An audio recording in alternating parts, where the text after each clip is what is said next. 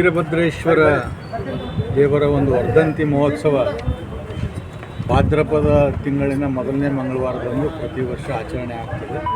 ಭಾದ್ರಪದ ಅಂದರೆ ಈಗ ನಾಳೆಯಿಂದ ಪ್ರಾರಂಭ.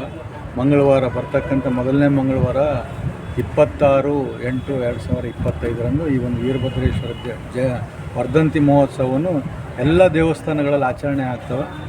ಅದನ್ನು ನಾವು ಏನಪ್ಪ ಅಂದ್ರೆ ಪ್ರತಿಯೊಬ್ಬರ ಸಾಕಷ್ಟು ಭಕ್ತರು ಅತಿ ಹೆಚ್ಚಿನ ಸಂಖ್ಯೆಯಲ್ಲಿ ವೀರಭದ್ರೇಶ್ವರ ಸ್ವಾಮಿಗೆ ಭಕ್ತರಿದ್ದಾರೆ. ಅದಕ್ಕೆ ಎಲ್ಲರೂ ಮನೆಯಲ್ಲಿ ಮತ್ತು ಎಲ್ಲ ದೇವಸ್ಥಾನಗಳಲ್ಲಿ ಆಚರಣೆ ಆಗ್ತದೆ. ಎಲ್ಲರೂ ಸಹ ಇದರಲ್ಲಿ ಅತಿ ಹೆಚ್ಚಿನ ಸಂಖ್ಯೆಯಲ್ಲಿ ಭಾಗಿಯಾಗಿ ಈ ಒಂದು ವೀರಭದ್ರೇಶ್ವರರ ದೇವರ ಒಂದು ವರ್ಧಂತಿ ಮಹೋತ್ಸವ ವಿಜೃಂಭಣೆಯಿಂದ ಆಚರಣೆ ಆಗಬೇಕನ್ನೋ ಉದ್ದೇಶದಿಂದ ಪತ್ರಿಕಾಗೋಷ್ಠಿ ಕರೆದಿದ್ದೀವಿ. ಮತ್ತು ವಿಶೇಷವಾಗಿ ಈ ಸಂದರ್ಭದಲ್ಲಿ ನಾವು ಏನು ಹೇಳಕ್ಕೆ ಬಯಸ್ತೀವಿ ಅಂದರೆ, ಪ್ರತಿ ವರ್ಷ ಕಳೆದ 7 ವರ್ಷಗಳಿಂದ ನಮ್ಮ ರಾಷ್ಟ್ರೀಯ ಅಧ್ಯಕ್ಷರಾದಂಥ ಪ್ರದೀಪ್ ಕಂಕಣವಾಡಿಯವರು ದೆಹಲಿಯಲ್ಲೂ ಸಹ ವೀರಭದ್ರೇಶ್ವರ ಒಂದು ವರ್ಧಂತಿ ಮಹೋತ್ಸವನ ಆಚರಣೆ ಮಾಡ್ಕೊಂಡು ಬಂದಿದ್ದಾರೆ. ಈ ವರ್ಷವೂ ಸಹ ಬರುವ ಸೆಪ್ಟೆಂಬರ್ 15ನೇ ತಾರೀಕಿನಂದು ದೆಹಲಿಯ ಭಾರತ್ ಮಂಟಪದಲ್ಲಿ ನಾವು ಒಂದು ವೀರಭದ್ರೇಶ್ವರ ಜಯಂತಿ ವರ್ಧಂತಿ ಮಹೋತ್ಸವ ಆಚರಣೆಯನ್ನು ನಿಗದಿಪಡಿಸಲಾಗಿದೆ.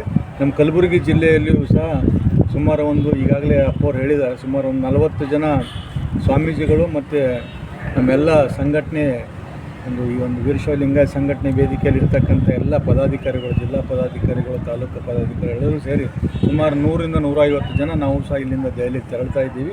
ರಾಜ್ಯದಿಂದ ಅನೇಕ ಕಡೆಗಳಿಂದ ಸುಮಾರು ಸಾವಿರಾರು ಸಂಖ್ಯೆಯಲ್ಲಿ ಏನಪ್ಪ ಅಂದರೆ ಇವತ್ತು ದೆಹಲಿಯಲ್ಲಿ ಆ ಒಂದು ವರ್ಧಂತಿ ಮಹೋತ್ಸವ ಭಾಗಿಯಾಗ್ತಾ ಇದ್ದಾರೆ. ಮತ್ತು ಈ ಒಂದು ವರ್ಧಂತಿ ಮಹೋತ್ಸವದ ಸಂದರ್ಭದಲ್ಲಿ ಈ ಸಲ ವೀರಭದ್ರೇಶ್ವರ ಪ್ರಶಸ್ತಿ ಪ್ರತಿ ವರ್ಷ ಮೊದಲನೇದಾಗಿ ನಾವು ಹೇಳಬೇಕಂದ್ರೆ ಯಡಿಯೂರಪ್ಪನವ್ರಿಗೆ ಮಾಜಿ ಮುಖ್ಯಮಂತ್ರಿಗಳಿಗೂ ಸಹ ನಮ್ಮ ಸಂಘಟನೆ ಪ್ರಶಸ್ತಿ ಕೊಡಲಾಗಿತ್ತು.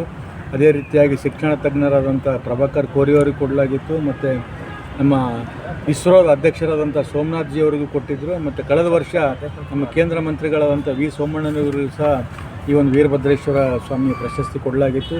ಈ ವರ್ಷ ನಮ್ಮ ಕರ್ನಾಟಕ ರಾಜ್ಯದ ಮಾಜಿ ಮುಖ್ಯಮಂತ್ರಿಗಳು ಮತ್ತು ದೇಶದ ಮಾಜಿ ಪ್ರಧಾನಮಂತ್ರಿಗಳಾದಂಥ ಸನ್ಮಾನ್ಯ ಶ್ರೀ ದೇವೇಗೌಡರಿಗೆ ಈ ಒಂದು ಪ್ರಶಸ್ತಿ ಕೊಡಬೇಕಂತೇಳಿ ಕಳೆದ ಸಲ ನಮ್ಮ ಒಂದು ಸಭೆಯಲ್ಲಿ, ನಮ್ಮ ರಾಜ್ಯದ ಸಭೆಯಲ್ಲಿ ಬೆಂಗಳೂರಿನಲ್ಲಿ ನಿರ್ಧಾರ ಮಾಡಿದಾಗ ಎಲ್ಲರೂ ಹೋಗಿ ಅವ್ರನ್ನ ಕೇಳಿಕೊಂಡಾಗ ಅವರು ಸಹ ಅದಕ್ಕೆ ಒಪ್ಪಿಗೆ ಕೊಟ್ಟಿದ್ದಾರೆ. ಅವರು ಸಹ ಒಂದು ವರ್ಧಂತಿ ಮಹೋತ್ಸವದ ಆಚರಣೆಯಲ್ಲಿ ಪಾಲ್ಗೊಂಡು ಪ್ರಶಸ್ತಿಯನ್ನು ಸ್ವೀಕಾರ ಮಾಡಲು ಒಪ್ಕೊಂಡಿದ್ದಾರೆ.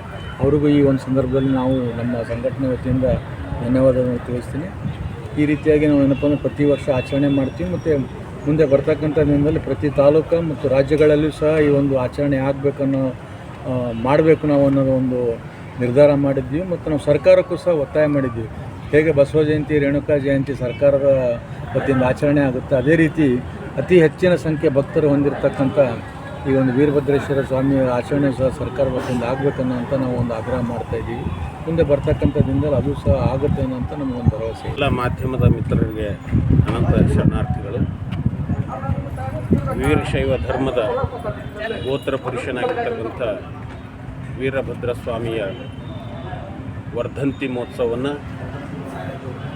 ಇದೇ ಭಾದ್ರಪದ ಮಾಸದ ಪ್ರಥಮ ವಾರದಲ್ಲಿ ಬರ್ತಕ್ಕಂಥ ಮಂಗಳವಾರ ದಿನ ಸುಮಾರು ಕಾಲಾನುಕಾಲದಿಂದ ಅದನ್ನು ವರ್ಧಂತಿ ಮಹೋತ್ಸವ ಮಾಡ್ಕೊಂಡು ಬಂದಿದ್ದಾರೆ. ಆದರೆ ಪ್ರತಿಯೊಬ್ಬ ವೀರಶೈವ ಲಿಂಗಾಯತ ಮನೆತನದ ಭಕ್ತರೇನದಾರಲ್ಲ, ಅವರಿಗೆಲ್ಲರಿಗೂ ಗೋತ್ರ ಪುರುಷನಲ್ಲದೆ ಕುಲದೇವನೂ ಕೂಡ ಹೌದು. ಅಂಥ ಗೋತ್ರ ಪುರುಷನ ಒಂದು ವರ್ಧಂತಿ ಮಹೋತ್ಸವವನ್ನು ಮನೆಯೊಳಗೆ ಮಾಡೋದಷ್ಟೇ ಅಲ್ಲದೆ ಸುಮಾರು 7 ವರ್ಷಗಳ ಹಿಂದಿನಿಂದ ಇಲ್ಲಿ ತನಕ ನಮ್ಮ ಕೇಂದ್ರ ಸ್ಥಾನವಾಗಿರ್ತಕ್ಕಂಥ ದೆಹಲಿ ಒಳಗೆ ನಮ್ಮ ಈ ವೀರಶೈವ ಲಿಂಗಾಯತ ಸಂಘಟನಾ ವೇದಿಕೆಯ ರಾಷ್ಟ್ರೀಯ ಅಧ್ಯಕ್ಷರಾಗಿರ್ತಕ್ಕಂಥ ಪ್ರದೀಪ್ ಕಂಕಣವಾಡಿಯವರ ನೇತೃತ್ವದೊಳಗೆ ಸುಮಾರು 7 ವರ್ಷಗಳಿಂದ ಆ ದೆಹಲಿ ಮಟ್ಟದಲ್ಲಿ ಕೂಡ ಮಾಡ್ಕೊಂಡು ಬಂದಿದ್ದಾರೆ. ದೆಹಲಿ ಮಟ್ಟದೊಳಗೆ ಆಗುವಂಥದ್ದು ನಾವು ಹೋದ ವರ್ಷ ನಾವು ಕೂಡ ಇಲ್ಲಿಂದ ಜಿಲ್ಲಾದಿಂದ ಒಂದಿಷ್ಟು ಮಠಾಧೀಶರನ್ನ ಭಕ್ತರನ್ನ ಕರ್ಕೊಂಡು ಹೋಗಿ ಆ ಕಾರ್ಯಕ್ರಮವನ್ನು ನೆರವೇರಿಸಿ ಬಂದಿದ್ದೀವಿ. ಹೋದ ವರ್ಷ ಬಹುತೇಕ ಸಂಕ್ಷಿಪ್ತ ಆಯಿತು ಅಂತ ನಮಗೆಲ್ಲ ಅನ್ನಿಸ್ತದೆ. ಆದರೆ ಈ ವರ್ಷ ಅದನ್ನು ಇನ್ನೊಂದಿಷ್ಟು ವಿಸ್ತಾರವಾಗಿ ನಮ್ಮ ಕಲಬುರಗಿ ನಾಡಿಗೆ ನಮ್ಮನ್ನು ಗೌರವ ಅಧ್ಯಕ್ಷರನ್ನಾಗಿ ಮಾಡಿದ್ದಾರೆ. ವಿಶೇಷವಾಗಿ ನಮ್ಮ ಮಹಿಳಾ ಸಂಘಟನೆಯಿಂದ ನಮ್ಮ ದಿವ್ಯಕ್ಕ ಹಾಗರಿಗೆಯವರು ರಾಷ್ಟ್ರೀಯ ಮಹಿಳಾ ಉಪಾಧ್ಯಕ್ಷರಾಗಿದ್ದಾರೆ. ರವಿಯಣ್ಣ ಬಿರೇದರ್ ಅವರು ಜಿಲ್ಲಾಧ್ಯಕ್ಷರಾಗಿದ್ದಾರೆ. ಹೀಗೆ ಒಂದಿಷ್ಟು ರಾಜ್ಯಾಧ್ಯಕ್ಷರಾಗಿದ್ದಾರೆ. ಹೀಗೆ ಒಂದಿಷ್ಟು ಎಲ್ಲ ಸ್ಥಾನಮಾನಗಳನ್ನು ಕೊಟ್ಟು ಇನ್ನೂ ಭಾಳ ವಿಸ್ತಾರವಾಗಿರ್ತಕ್ಕಂಥ ಕಾರ್ಯಕ್ರಮ ಈ ವರ್ಷ ನಡೀತದೆ ಅನ್ನುವಂಥ ವಿಚಾರವನ್ನು ಹೇಳೋಕ್ಕೆ ಭಾಳ ಸಂತೋಷ ಅನ್ನಿಸ್ತದೆ.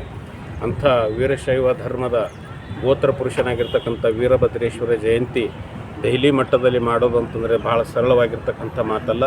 ಅಂಥ ಒಂದು ಅಲ್ಲಿ ಭಾರತ ಭವನದೊಳಗೆ ಹೋದ ವರ್ಷ ಭಾಳ ಸಂಕ್ಷಿಪ್ತವಾಗಿದ್ದರೂ ಕೂಡ ಈ ವರ್ಷ ಭಾಳ ಅದ್ಧೂರಿಯಾಗಿ ಮಾಡಬೇಕನ್ನುವಂಥ ಸದುದ್ದೇಶದಿಂದ ನಮ್ಮ ಮಹಿಳಾ ರಾಷ್ಟ್ರೀಯ ಉಪಾಧ್ಯಕ್ಷರು ಮತ್ತು ನಮ್ಮ ರಾಜ್ಯಾಧ್ಯಕ್ಷರಾಗಿರ್ತಕ್ಕಂಥ ರವಿಯಣ್ಣ ಬಿರೇದಾರ್ ಅವರ ಇವರಿರುವರ ನೇತೃತ್ವದೊಳಗೆ ನಮ್ಮ ಕಲಬುರಗಿ ಭಾಗದಿಂದ, ಕಲ್ಯಾಣ ಕರ್ನಾಟಕ ಭಾಗದಿಂದ ಸುಮಾರು 40ರಿಂದ 50 ಮಠಾಧೀಶರನ್ನು ಸ್ವತಃ ಅವ್ರ ಖರ್ಚಿನೊಳಗೆ ಕರ್ಕೊಂಡು ಹೋಗ್ಬೇಕನ್ನುವಂಥ ಮಾತನ್ನು ಈಗಾಗಲೇ ಆಗಿದೆ.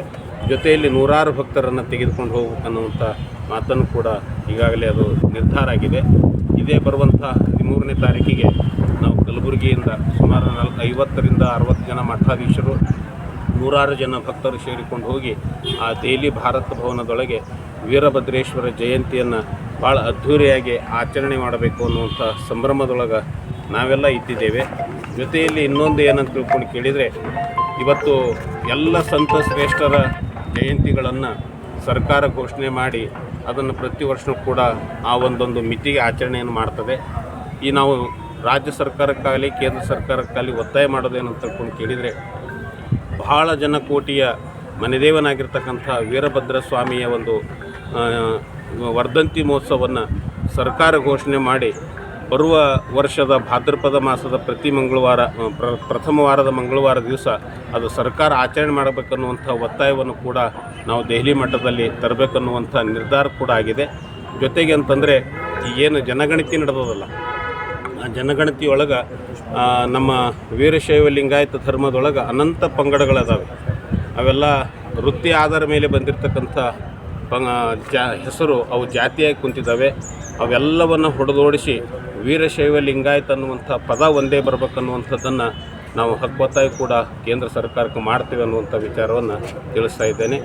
ನಾವು 13ನೇ ತಾರೀಕು ಇಲ್ಲಿಂದ ಹೋಗಿ ಭಾಳ ವೈಭವದಿಂದ ಆ ಒಂದು ಕಾರ್ಯಕ್ರಮವನ್ನು ಮಾಡಿ ಬರ್ತೇವೆ. ನಿಮ್ಮೆಲ್ಲರ ಶುಭ ಹಾರೈಕೆ ಇರಲಿ ಅಂತ ತಿಳ್ಕೊಂಡು ಬಯಸ್ತೇವೆ.